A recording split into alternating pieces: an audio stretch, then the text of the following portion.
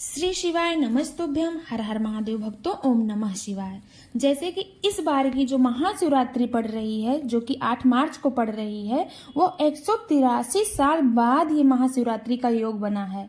183 साल बाद ये महाशिवरात्रि पड़ी है। तो इस महाशिवरात्रि पर जो भी कोई उपाय कर लेता है, कोई भी मनोकामना को लेकर, उसकी मनोकामना अति शीघ्र पूर्ण हो जाएगी। जैसे कि पंडित जी, गुरु जी, पूज्य प्रदीप मिश्रा जी द्वारा बताया गया है कि मान लो किसी भी व्यक्ति के जीवन में बहुत कष्ट है, शरीर में बहुत कष्ट है, बहुत दुख है, उसके जीवन में बहुत समस्या है, अगर कोई बीमारी हो गई, वो जा ही नहीं रही हो, तो उसको ये उपाय महाशिवरात्रि के दिन जरूर करना है, क्योंकि 183 साल बाद ये महाशिवरात्रि पड़ी है। तो ये मौका आप लोगों को गंवाना नहीं है, बिल्कुल भी नहीं छोड़ना है। तो क्या करना है, उपाय कैसे करना है, किससे करना है, वो पूरी जानकारी मैं आपको इस वीडियो में बताऊंगी, जो कि पंडित जी, गुरु जी, पूज्य प्रदीप मिश्रा जी द्वारा बताया गया है। इस महाशिवरात्रि पर आपको लेना है 5 कमलगट्टे, 5 कमलगट्टे और 5 बेलपत्र। 5 कमलगट्टे ले लीजिए, 5 बेलपत्र ले लीजिए। इन दोनों चीजों को तांबे के पात्र में डाल लेना है, जल ले लेना है, फिर उसको लेकर जाना है। कहाँ जाना है? जाना है शिवालय। ध्यान रखना, जिस शिवालय में जाना जहां कोई न जाता हो। देखो, कोई कोई शिवालय में तो भीड़ ही लगी रहती है, लेकिन कोई कोई शिवालय ऐसी जगह पर होती है जहां कोई जाता ही नहीं है।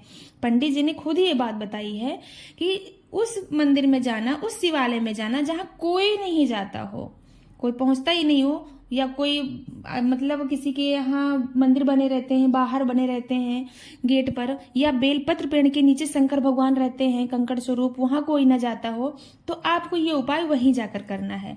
क्या करना है? आपको 1 लोटा लेना है, तांबे का लोटा लेना है, उसमें जल लेना है, उसमें 5 कमलगट्टे डाल लीजिए, 5 बेलपत्र डाल लीजिए।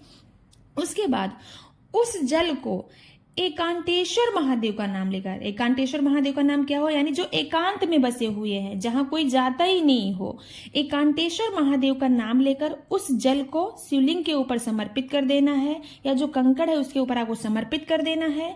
5 बेलपत्र चढ़ा देना है, 5 कमलगट्टे चढ़ा देना है। अपने हृदय से लगा लेना है अपने हाथ को, जो भी आपकी समस्या, जो दुख है, जो परेशानी है, एकांतेश्वर महादेव से आपको बोल देना है। उसके बाद आपको उसमें से 1 कमलगट्टा और 1 बेलपत्र अपने घर लेकर चले आना है। लेकर आइए, और 4 से 5 दिन के अंदर ही आपको फर्क पड़ जाएगा कि आपके घर में सुख शांति हो गई है, आपके जो शरीर में समस्या थी वो दूर हो गई है। उस बेलपत्री को आपको खा लेना है, कमलगट्टे को अपने घर पर रख लेना है। एकांतेश्वर महादेव का नाम लेकर बेलपत्री को खा लेना है, कमलगट्टे को रख लेना है, और आपको 2 से 4 दिनों में फर्क पड़ने लगेगा कि आपके जीवन में कैसे चमत्कार हुआ। तो ये महाशिवरात्रि पर ये उपाय आप लोग जरूर करिएगा। इसलिए आप लोग शंकर जी का अनुमोदन करो, शंकर जी का मोदन करो। पंडित जी के पास कथा जब कह रहे थे, तो उसमें एक पत्र आया था, एक माता जी का पत्र आया था। उसमें ये था, उसने ये पूछा था कि पंडित जी, मेरी माता श्री हैं जो 90 से 95 साल की हो गई हैं, और वो बीमार से बहुत परेशान है, बीमारी से, मतलब उनकी शरीर गल सी गई है, 90-95 साल की हो गई हैं। उनके जो स्किन के खाल हैं, मतलब वो टपक रहे हैं, कीड़े पड़ रहे हैं, साफ करने के लिए डॉक्टर सिस्टर को बुलाना पड़ रहा है। तो पंडित जी ने उनको एक विशेष उपाय बताया, जो कि मोक्ष प्राप्त के लिए, यानी वो उपाय कर दीजिए तो उनको मोक्ष मिल जाएगी, मुक्ति मिल जाएगी। अगर वो इतना तड़प रही है तो क्या बताया, अगर जो व्यक्ति बहुत तड़प रहा हो, मतलब बहुत परेशान हो गया हो, उसकी बॉडी पूरी गल सी गई हो, शरीर पूरा गल सा गया हो, तो क्या लेना है? एक नया पात्र लेना है, एक नया स्टील का भगोना ले लेना है, और उस भगोने में आपको भरकर रखना है गेहूं भरकर रखना है। उसके बाद जो व्यक्ति, यानी जो बहुत परेशान है, जो बहुत मतलब डल की अवस्था में है, बहुत बीमारी से पस्त है, उसकी शरीर गल रही है, उसको मोक्ष नहीं मिल रही है, तो उस व्यक्ति की दाएं हाथ की 3 अंगुलियां, एक कनिष्ठिका होती है, एक अंगुष्ठा, वो दोनों छोड़ के जो बीच की 3 अंगुलियां होती है, उन 3 अंगुलियों को उस गेहूं के पात्र से टच करा दीजिए, उसमें डाल दीजिए, और उसका वो अपना नाम और गोत्र बोल दे, नाम और गोत्र बोलकर उसके बाद उस गेहूं को किसी भी गाय को खिला दे, और जो वो पात्र है किसी को दान कर दे, भिक्षु भिखार को किसी को वो पात्र दान कर दे। ये उपाय कर देता है तो उसको बहुत शीघ्र ही मुक्ति मिल जाएगी, और जो वो कष्ट झेल मिल रहा है उससे उसको मुक्ति प्राप्त हो जाएगी। तो अपना नाम और गोत्र बोलकर गेहूं से ये उपाय वो व्यक्ति जरूर करें। पंडित जी ने यहाँ तक कहा है कि हम लोगों में क्या है, संस्कृति है, प्रमाण है। औरतों का क्या होता है, घर में कोई आता है बाहर से तो उनका पैर छूती हैं, पानी देती हैं, लेकिन जो घर में सास बैठी होती है उनको देख के जलती हैं।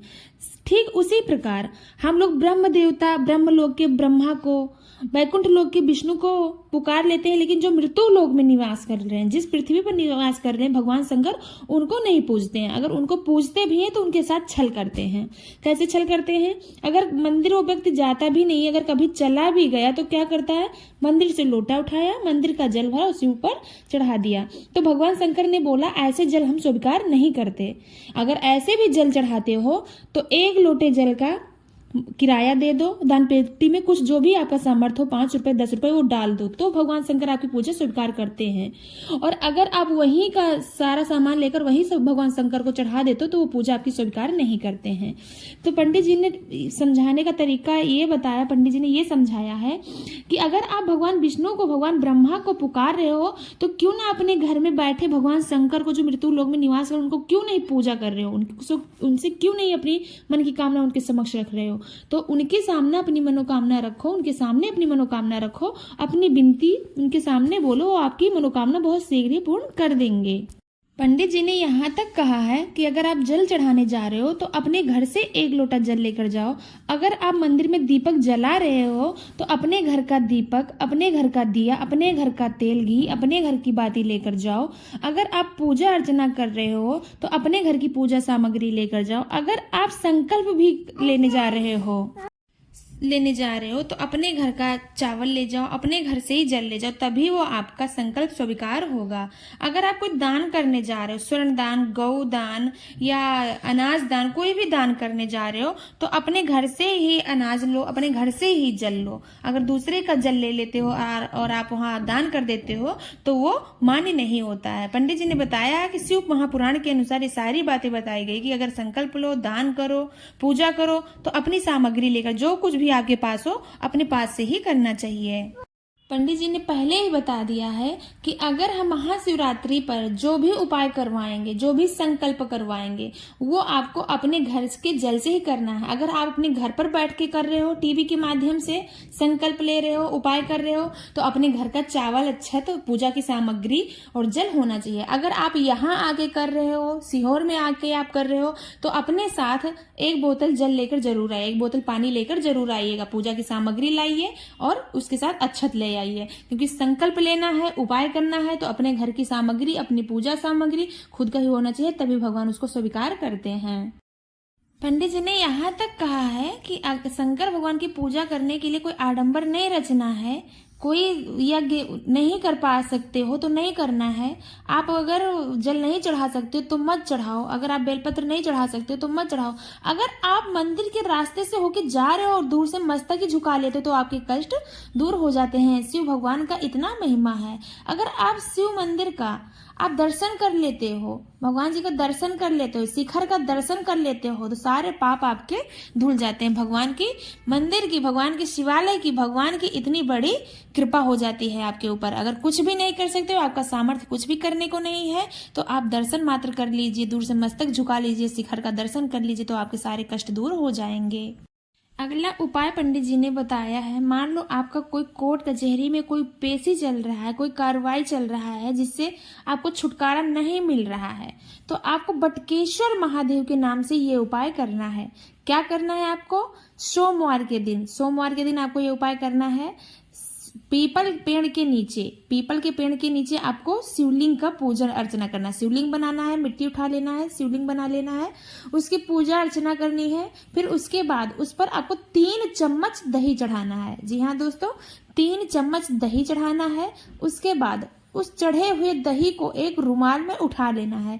रुमाल में यानी उसका छापा लगा लेना, उस दही का छापा लगा लीजिए। फिर उसको लेकर आइए, जब अगला पेशी आए तो उसको घड़ी की तरह अपने जेब में रख लीजिए और उस रुमाल को रख के जाइए पेशी के लिए और 3 सोमवार ये लगातार ये उपाय कर लेते हो तो आपको बटुकेश्वर महादेव जी इतना जल्दी छुट्टी दे देंगे पेशी से, इतना जल्दी छुटकारा मिल जाएगा कि आप विश्वास भी नहीं करो, जो कि सालों से बरसों से आपका पेशी चल रहा हो। लेकिन जब आप दही उठाओ, दही का छापा लगाओ, तो बटुकेश्वर महादेव का नाम लेकर दही को उठाओ और छापा लगाओ और जिस व्यक्ति के प्रति आपका पेशी चल रहा हो उस व्यक्ति का नाम लेकर और बटुकेश्वर महादेव का नाम लेकर आपको दही उठाना है, रुमाल में छापा लगाना है। 3 सोमवार लगातार आपको ये उपाय करना है। करके देखिए, फिर पेशी के लिए जाइए, आपको उससे बहुत जल्दी छुटकारा मिल जाएगा। बटुकेश्वर महादेव का इतना बड़ा नाम का महत्व है। अगला उपाय है जो कि आपको पिपलेश्वर महादेव के नाम से करना है। मान लो आपको कोई रोग है, कोई कष्ट है, कोई बीमारी है, रोग आपका पीछा ही नहीं छोड़ रहा है, डॉक्टर भी बोल रहे हैं, दवा के ऊपर दवा लाते जा रहे हो, रोग का तो निवारण ही नहीं हो रहा है, तो आपको पिपलेश्वर महादेव का नाम लेकर ये उपाय जरूर करना है। क्या करना? पीपल के पेड़ के नीचे आपको मिट्टी लेना है, मिट्टी का शिवलिंग बना लेना है। शिवलिंग बनाकर आपको पूजा अर्चना करना है। पूजा अर्चना करने के बाद आपको उस पर शहद चढ़ाना है। शहद चढ़ाएं और उसमें आपको एक मूल मंत्र का जाप भी करना है। क्या करना है? जब भी शहद चढ़ाएं तो श्री शिवाय नमस्तुभ्यम बोलते हुए और उसके बाद पिपलेश्वर महादेव का नाम लेकर आप उस पर शहद चढ़ाएं। जो व्यक्ति रोगों से जूझ रहा है, कष्टों से झेल रहा है, उस व्यक्ति का नाम लेकर, नाम और गोत्र बोलकर ये उपाय करें। अगर वो व्यक्ति कर रहा है तो बहुत अच्छा, अगर वो नहीं कर रहा है तो उसका नाम और गोत्र बोलकर ये उपाय जरूर करें। तो ये कुछ विशेष उपाय थे जो कि पिपलेश्वर महादेव और बटुकेश्वर महादेव के नाम से आपको करना है, जो कि पंडित जी, गुरु जी, पूज्य प्रदीप मिश्रा जी द्वारा बताया गया कुछ विशेष उपाय। इसको आप लोग जरूर करें। आप लोगों को वीडियो पसंद आया हो तो लाइक करें, चैनल को सब्सक्राइब करें, कमेंट में श्री शिवाय नमस्तुभ्यम हर हर महादेव जरूर लिखें। ओम नमः शिवाय भक्तों।